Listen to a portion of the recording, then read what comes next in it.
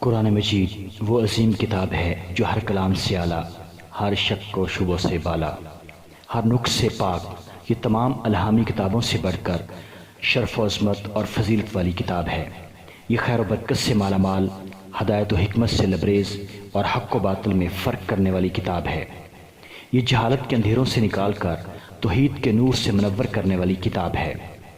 آج ہم انشاءاللہ سورۃ الفاتحہ کا ترجمہ، تفسیر کے خلاصہ سے چند کرنیں آپ کے سامنے پیش کر رہے ہیں۔ اللہ کے نام سے جو بے حد رحم والا نہایت مہربان ہے۔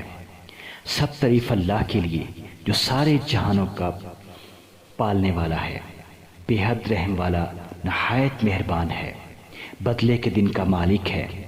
ہم صرف تیری عبادت کرتے ہیں اور صرف تجھ سے مدد مانگتے ہیں۔ ہمیں سیدھے راستے پر چلا، ان لوگوں کے راستے پر جن پر تو نے انعام کیا، جن پر نہ غصہ کیا گیا اور نہ وہ گمراہ ہے۔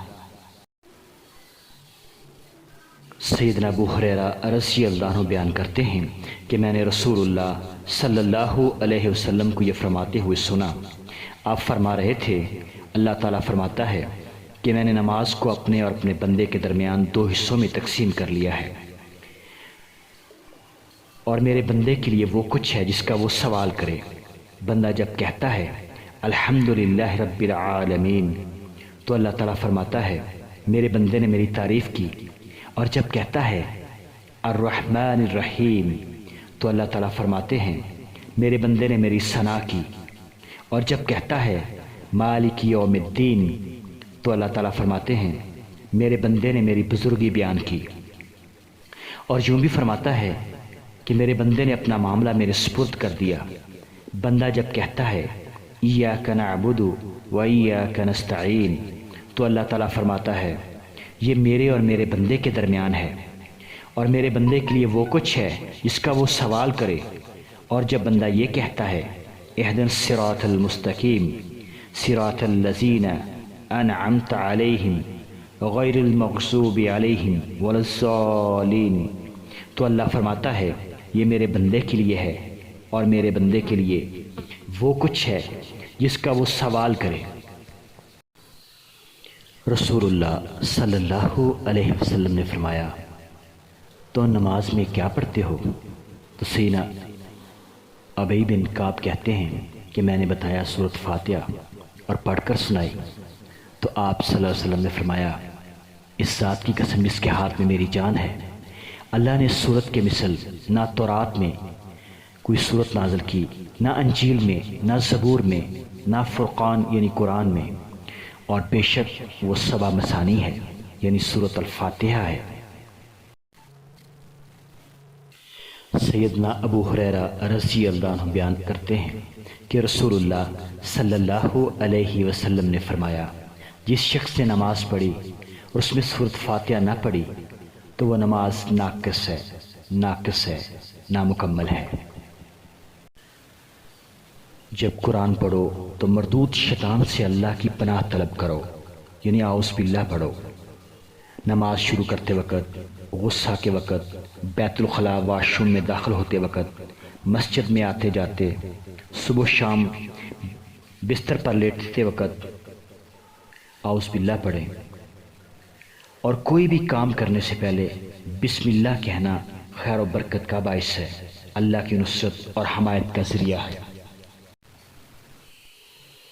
خط و کتابت کا آغاز بسم اللہ سے، وضو سے پہلے، کھانا کھانے سے پہلے، جانور ذبح کرتے وقت، سونے سے قبل، بستر پر لیٹتے وقت، سواری پر سوار ہوتے وقت بسم اللہ پڑھیں۔ الحمدللہ رب العالمین، سب تعریفیں اللہ کے لیے جو سارے جہانوں کا پالنے والا ہے۔ اور تو فرشتوں کو دیکھے گا عرش کے گرد گھیرا ڈالے ہوئے اپنے رب کی حمد کے ساتھ تسبیح کر رہے ہیں، اور ان کے درمیان حق کے ساتھ فیصلہ کر دیا جائے گا، اور کہا جائے گا کہ سب تعریف اللہ کے لیے ہے جو تمام جہانوں کا رب ہے۔ رب کا معنی ہے پالنے والا۔ اللہ تعالیٰ سب کو رزق فراہم کرتا ہے۔ ایک کیڑے کو پتھر کے اندر مچھلیوں کو سمندر کے اندر، پرندوں کو فضاؤں کے اندر، انسان اور دیگر مخلوقات کو زمین کے اوپر، اور سب جہانوں میں اللہ سب کو رزق فراہم کرتا ہے۔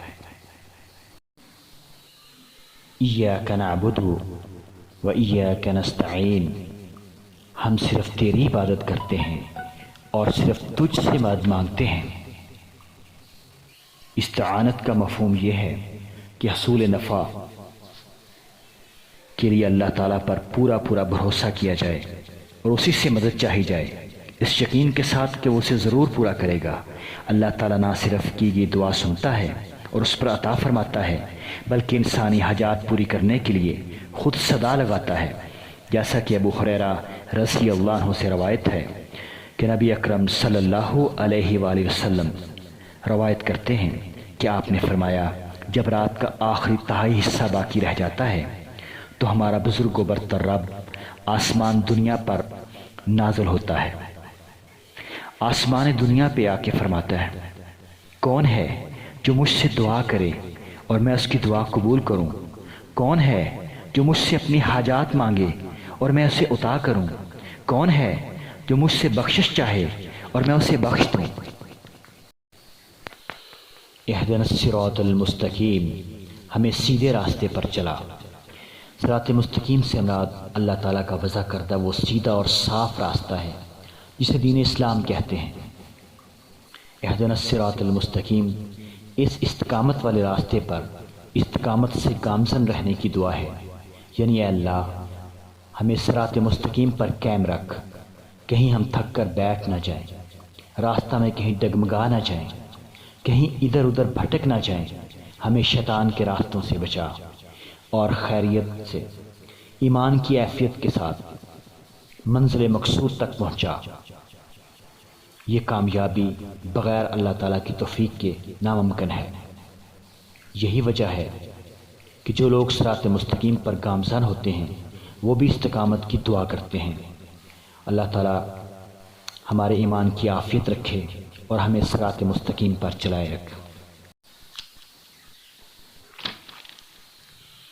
سیدنا ابو سعید خدری رضی اللہ عنہ بیان کرتے ہیں کہ رسول اللہ صلی اللہ علیہ وسلم نے فرمایا، یقیناً تم اپنے سے پہلے لوگوں کے طور طریقے اپنا لو گے، بلشت برابر بلشت کے اور ہاتھ برابر ہاتھ کے، یعنی ہر چیز میں ان کی پیروی کرو گے، حتیٰ کہ اگر وہ کسی سانڈے کے بل میں داخل ہوئے ہوں گے تو تم بھی اس میں ان کی اتباع اور پیروی کرو گے۔ صحابہ نے عرض کیا، اللہ کے رسول، کیا ان لوگوں سے مراد یہود و نصارہ ہیں؟ رسول اللہ صلی اللہ علیہ وسلم نے فرمایا، تو اور کون ہے؟ اللہ تعالیٰ ہمیں یہود و نصارہ کے راستے سے بچائے۔ یہود نے کلام سے منہ موڑا اور من گھڑت باتوں سے چمٹ گئے جو ان کی ہلاکت کا باعث بنی۔ نصارہ کی گمراہیوں کا سبب غلو ہے، مسیح علیہ السلام کو خدا بنا بیٹھے یا تین خداؤں میں سے ایک خدا کہنا شروع کر دیا، مریم علیہ السلام اور صلیب کی پوجا کرنا شروع کر دی، قبروں کو سجدہ گاہ بنا دیا۔ اللہ تبارک تعالی ہماری امت کو اس چیز سے محفوظ رکھے۔ سورۃ فاتحہ کے آخر میں آمین کہنا رسول اللہ صلی اللہ علیہ وسلم کی سنت ہے۔ نبی کریم صلی اللہ علیہ وسلم نے اس کی بڑی تاکید اور فضیلت بیان فرمائی ہے، اس لیے امام اور مقتدی ہر ایک کو باواز بلند آمین کہنی چاہیے۔ سورۃ فاتحہ میں ہم اپنے رب سے دعا کرتے ہیں، التجا کرتے ہیں، ریکویسٹ کرتے ہیں، استدعا کرتے ہیں، تو اس کے آخر میں آمین کا مطلب ہے قبول فرما۔ سورۃ فاتحہ ایک دم بھی ہے، اس کو پڑھ کر پھونکنے سے یعنی دم سے سانپ اور بچھو وغیرہ کے زہر کا اثر اللہ کے حکم سے ختم ہو جاتا ہے۔